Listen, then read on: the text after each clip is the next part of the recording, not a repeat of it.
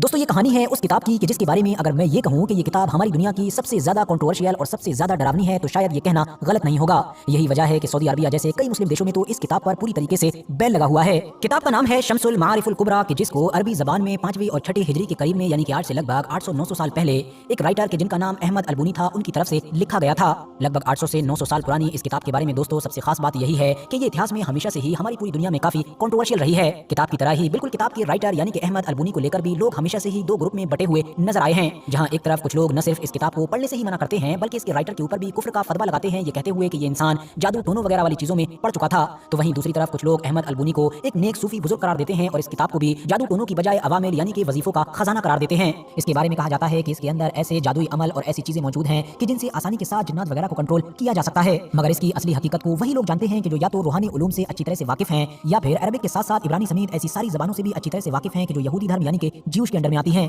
इस किताब के बारे में ये भी माना जाता है कि इतिहास में जो कोई भी इस किताब को पढ़ने की कोशिश करता था या पूरी तरीके से समझने की कोशिश करता था वो या तो पागल हो जाता था या फिर उसके ऊपर जिन वगैरह हावी हो जाते थे। कहा जाता है कि ऐसा इसीलिए होता था क्योंकि जिन्नात खुद इस किताब की हिफाजत किया करते थे और हिफाजत करने के पीछे भी मेन वजह इस किताब में मौजूद वो मटेरियल है कि जिसकी वजह से आसानी के साथ जिन्नात वगैरह को कंट्रोल किया जा सकता है। इस किताब में खुदा के नामों की सिफात, बहुत सारी सूरतों की सिफात के अलावा जिन्नातों को कंट्रोल करने या फिर उनसे छुटकारा हासिल करने के बहुत सारे तरीके मौजूद हैं। मगर खास बात यह है कि इस किताब के अंदर इन्हीं सूरतों के बीच बीच में इब्रानी या फिर किसी और दूसरी जबान में कुछ ऐसे अल्फाजों का इस्तेमाल किया गया है जो बिल्कुल समझ से परे हैं। और यही वो सारी चीजें हैं कि जिनकी वजह से इस किताब को पढ़ने से तो मना किया ही जाता था बल्कि कुछ लोगों ने तो इसके ऊपर कुफ्र के फतवे तक लगा डाले थे। दोस्तों हिस्टोरिकल एविडेंस से पता चलता है कि ये किताब 6वीं सदी हिजरी के आखिर में मोहम्मद बिन अली बिन जाहिद नाम के एक ताजिर के पास हुआ करती थी, जो न सिर्फ उस दौर का काफी अमीर इंसान हुआ करता था बल्कि उसने ये किताब भी हद से ज्यादा मोटी रकम खर्च करके ही हासिल की थी। ध्यान देने वाली बात यह है कि उस दौर में इस किताब की इकलौती कॉपी थी जो मोहम्मद बिन अली ने ही हासिल की थी, मगर फिर बाद में इसमें बहुत सारा फेरबदल करके और इसमें कुछ बदलाव करके इसकी कई कॉपीज बनाई गई जिनको इधर उधर बांट दिया गया था। उस ताजिर ने इस अजीबोगरीब किताब के बारे में जो बयान दिया था, जो मालूमात दी थी, वो आज भी हम लोगों के पास मौजूद है, जो वक्त वक्त पर ट्रांसफर होते होते हम लोगों तक पहुंची है।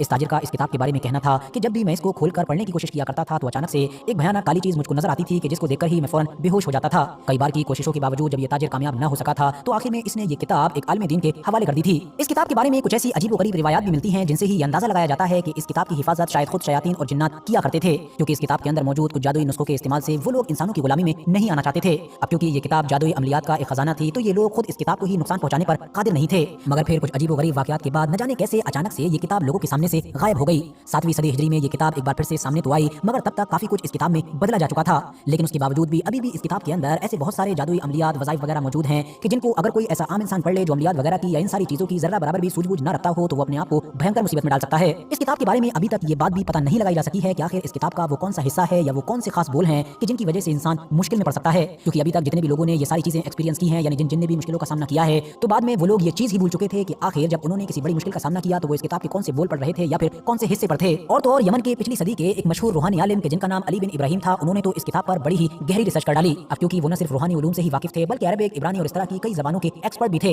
लिहाजा उन्होंने लंबी रिसर्च करने के बाद ये नतीजा निकाला कि जिस किसी ने भी इस किताब को लिखा है यानी जो इस किताब का राइटर था वो यहूदियों का शिकार था। और ऐसा कहते हुए उन्होंने दलील यानी कि एविडेंस भी दिया और उन्होंने मिसाल देते हुए कहा कि कुरान के अंदर जो सूरह जिन मौजूद है वो ज्यादा से ज्यादा 2 या फिर 3 पेजेस पर ही मौजूद होती है, मगर इस किताब के अंदर जानबूझकर ये सूरत 13 पेजेस तक इसलिए पहुंच गई क्योंकि इसके राइटर ने बिला वजह इस सूरह को लिखते हुए बीच बीच में इब्रानी जबान के अंदर बहुत सारे शैतानी और जादुई बोल लिखे हैं। इन्होंने आगे ये भी कहा कि इस किताब के राइटर ने कुरान की आयतों के बीच बीच में बार बार काले जादू से जुड़ी हुई उन सारी चीजों को लिखा है कि जो कभी बाबली दौर में पाई जाती थी और जिनका इस्तेमाल शैतान, जिन्नात वगैरह को काबू करने के लिए किया जाता था। इस किताब के बारे में ये भी माना जाता है कि अभी तक इस किताब को सिर्फ एक ही बार कंप्लीट पढ़ा जा सका है और जिसने इसको पढ़ा था उस इंसान का ताल्लुक भी यमन के एक पुराने इलाके अदन से था। रिवायतों में इसका नाम बताया जाता है अलसाई और कहा जाता है कि ये किसी तरह से जिन्नातों को चकमा देकर इस पूरी किताब को पढ़ने में कामयाब हो गया था, मगर अपने अमल वगैरह के जरिए से जब ये उनको कंट्रोल करने के बिल्कुल आखिरी स्टेज पर था तो एक अमल के दौरान ही कब्रिस्तान से गुजरते हुए ये कब्र में गिर पड़ा था। बस वही आखिरी मौका था कि जब जिन्नात इसके ऊपर हमलावर हो गए थे। इस हादसे के बाद ये इंसान दिमागी तौर पर अपनी सुध खो बैठा था और अगले 10 साल इसने एक पागल और मजनू की तरह जिंदगी गुजारी थी। 10 साल के बाद इसकी याददाश्त तो वापस आ गई थी, मगर हाँ इसने अपनी पुरानी जिंदगी भूलकर यानी तौबा वगैरह करके अब एक अच्छे और नेक इंसान की तरह जिंदगी गुजारने का फैसला किया था।